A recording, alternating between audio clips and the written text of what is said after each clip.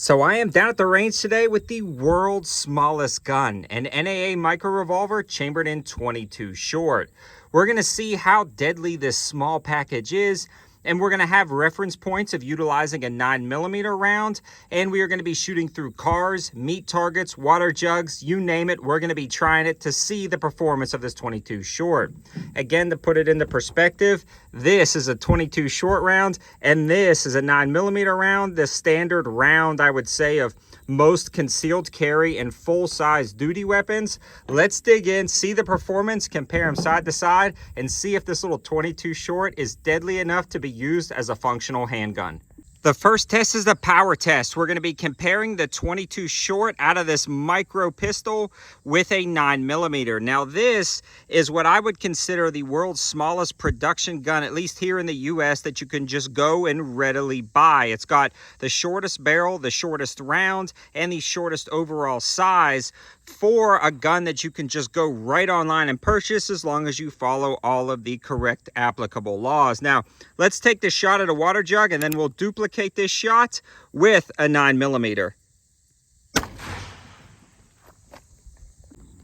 So we have our entrance hole and we do have an exit hole. So it actually went right through and it is leaking out. Now this jug is fairly full, so I'm just gonna go ahead and shoot it with the 9mm to save some water for the next test. Let's see how the 9mm performs. Same test out of this Canik 9mm. And you can see the difference right there, a much more violent impact. It's broken through and that water is leaking out at incredibly fast rates. One good reason why 9mm is a great concealed carry or full-size duty round. The next test we're going to be doing is actually shooting this through a car door to see if it can actually penetrate. I'm going to fire the rest of the 4 shots of this 5-shot mini revolver, and then what we'll do is try the 9mm and see what happens.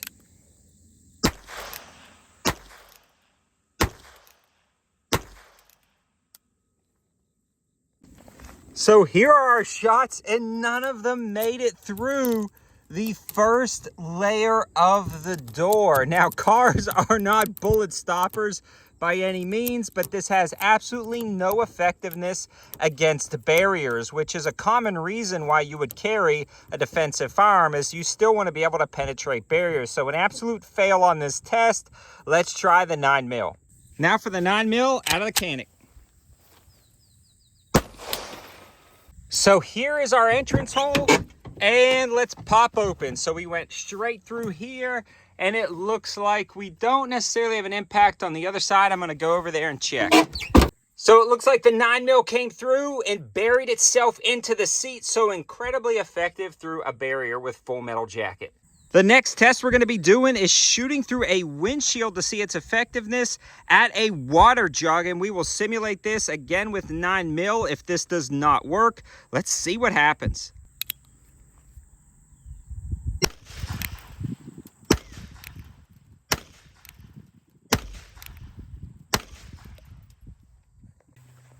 So we do have a little bit of pass through. That thing is leaking out just a little bit, but not much. It's almost squirting out from the pressure. It looks like out of all of the rounds, we only have 1 hole in this jug. So I wouldn't say super effective.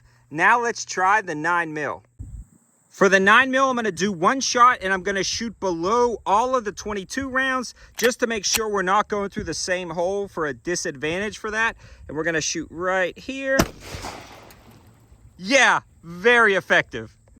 So there's our 9mm shot. We definitely didn't go in any of the .22 holes, and it obliterated that jug. I would say the 9mm is incredibly effective through the windshield. So this is telling a pretty good story about that .22 short.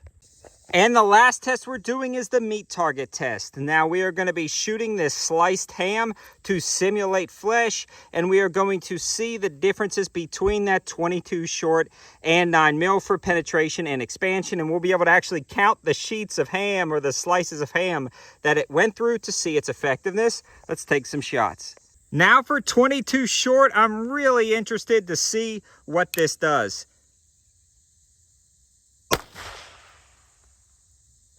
So we hit just a little bit low on that one. I'm going to shoot just a little bit higher. Second shot.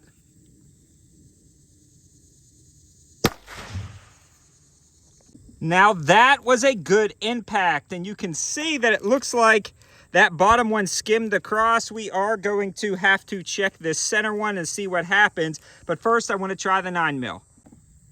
Here we go, 9mm out of the canic.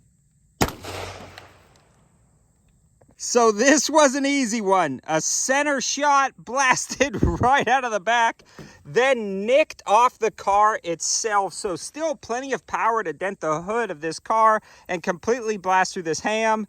The coyotes out here are gonna have a field day, but now let's dissect the other one and see how far it went. So I actually changed my mind. I'm going to do a point blank shot because a lot of guys in the comments are going to say this is a get off me gun, like a point blank gun, which is a valid point. I'm going to try that on the ham, then we'll cut it open. So there's that top hit right there, and there is where it came out. So very valid test right there. I believe that is a huge difference between up close point blank power of this round versus about 3 to 4 yards back. But let's cut it open. So here's what we're looking at. That first bottom shot skimmed all the way through. There was the second shot, and this is weird and neat at the same time. You could see the pass through and penetration. It started to sink down because of the angle we were at. That top one just kept punching right through right there. This one started to kind of coalesce with the other round. Here's it towards the end. And it looks like it just popped down this channel, that first one. But the point blank round went all the way through to the end and still did some damage. So I'd say point blank, it's sort of effective, but let's summarize. In summary, guys, this thing is pretty neat, but is it effective? It seems like all the tests, except for the point blank test, showed that this was a pretty ineffective carry gun for almost every situation, and it wouldn't be very effective in stopping an attacker. Now, though, this could be a backup to a backup gun, an ultra deep concealed carry gun with no recoil, and a get off me like ankle or pocket pistol, with its limitations completely understood by the viewer. I love guns like this to add to the collection as a novelty for me, and I would never carry this handgun because I believe it would be ineffective, but it is absolutely awesome to add to the collection, and I love having it. I'll probably never sell this gun because it is just absolutely cool. 10 out of 10 would recommend for a range plinker, a fun gun down at the range, and a novelty to add to your collection, but about 2 out of 10 for a backup gun, and maybe a 3 out of 10 for a backup to a backup to a backup gun. Thanks for watching, guys. All the information can be found in the description below. Subscribe to the channel for more videos, and let me know your thoughts. What tests or what do you want to see next on the channel when it comes to ballistic testing with different calibers? Have a good one.